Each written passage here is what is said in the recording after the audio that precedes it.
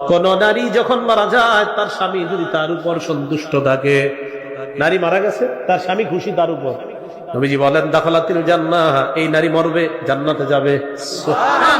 নারী মারা যাওয়ার সময় স্বামী সন্তুষ্ট। এখন স্বামী স্ত্রীর এই মাঝে আপনার মহব্বত দূরত্ব তৈরির সবচাইতে শ্রেষ্ঠ একটা কারণ কি?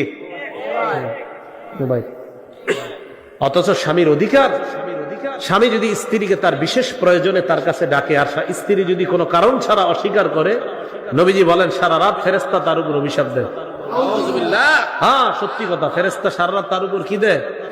অভিশাপ দেয়। বুখারী শরীফের বর্ণনা 3237 নম্বর হাদিস। রাসূল সাল্লাল্লাহু আলাইহি সাল্লাম বলেন, ইদা দাআর রাজুলু ইমরাআতাহু ইলা ফিরাশিহি, কোন পুরুষ যখন তার স্ত্রীকে তার বিছানায় বিশেষ প্রয়োজনের জন্য ডাকে, ফাবাদ, স্ত্রী অস্বীকার করে, না এখন না, কেন এই আর আধা ঘন্টা নাটকটা বাকি আছে, আরে আর আধা ঘন্টা দাঁড়ান, আর আধা ঘন্টা। সত্যি কথা কিনা? স্বামীর চেয়ে মোবাইলের মহব্বতটা বেশি হয়ে গেছে, স্বামীর চেয়ে অন্য কিছুর মহব্বত বেশি হয়ে গেছে।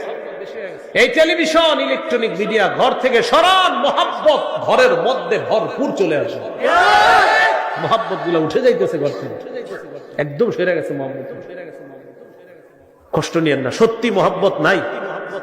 নবীজি সাল্লাল্লাহু আলাইহি ওয়াসাল্লাম বলেন, আমার প্রাণ যেই সত্তার কুদরতি হাতে তার শপথ, লা তুআদ্দিল মারআতু হাক্কা রাব্বিহা হাত্তা তুআদ্দি হাক্কা যাওজিহা, কোন মেয়ে তার স্বামীর হক আদায় করার আগ পর্যন্ত রবের হক পরিপূর্ণ করতে পারবে না।